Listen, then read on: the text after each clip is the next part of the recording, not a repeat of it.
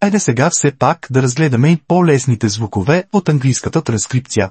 Казвам по-лесни, защото много от тях приличат на буквите от азбуката и затова можем сами да предположим до някъде как звучат.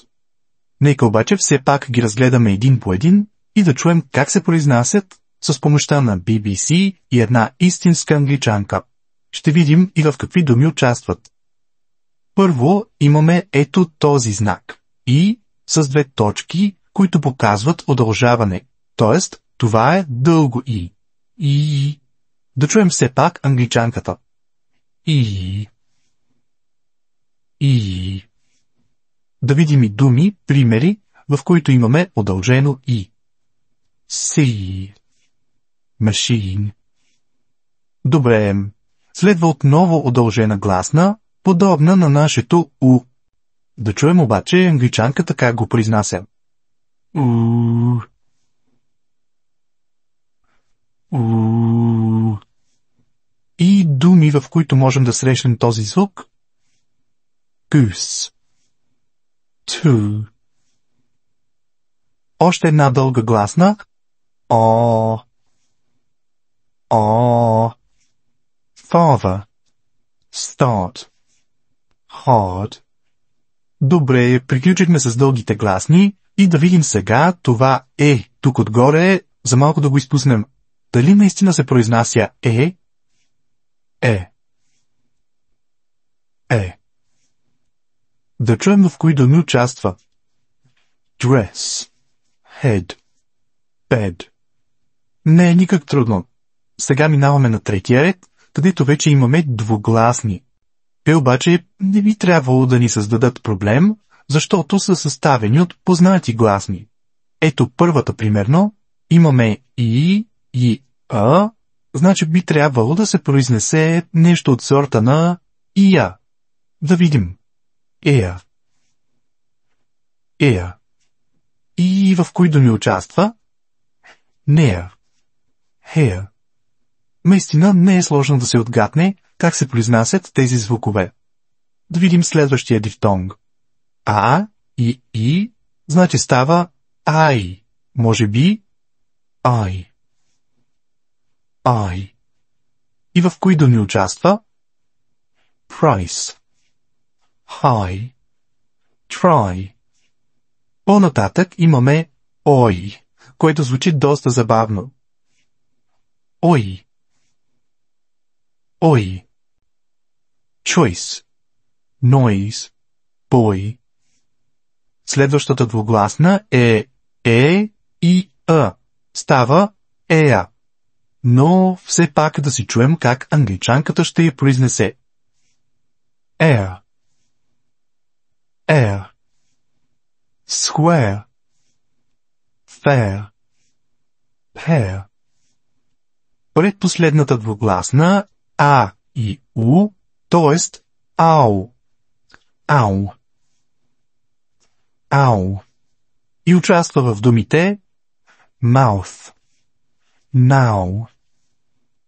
И последният дифтонг е съставен от гласните и и. Ей.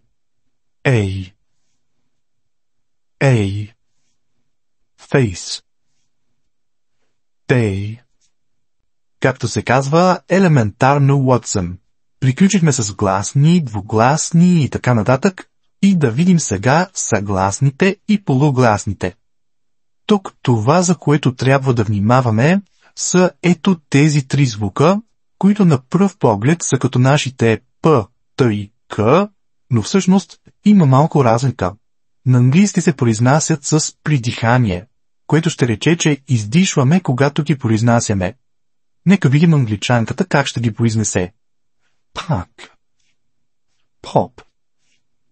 Tin. Button.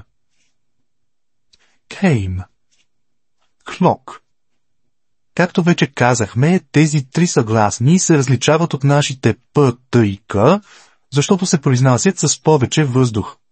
При нас разликите между Б и П са минимални и сигурно много чужденци ни се чудят как ги различаваме. Но ние си знаем разликата. Нека обаче сега видим как англичанката ще обясни разликата между тези техни съгласни. Now let's look at the difference. What's the piece of paper? Pack, back, punch, bunch, pull, pull. Ето как издишваме повече въздух, когато ги произнасяме, и тя обяснява, че това може да се упражни, като поставим един лист пред устата, и той трябва да се раздвижи, когато ги произнасяме. Tin, thin, blue, clue, glue, clue. Следващите няколко звука, почти до края, са може би едни от най-лесните и затова ще ги минем набързо. Да чуем накратко англичанката как ги произнася и в кои думи участват. Soon, Mr. Zero, music, more,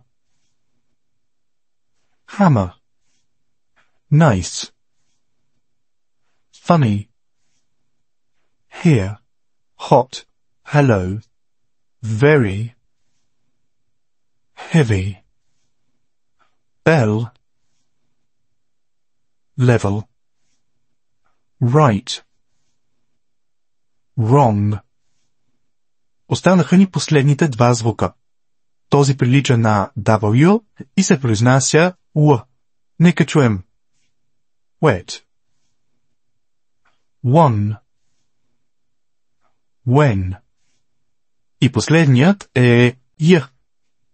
Yet, use, yellow.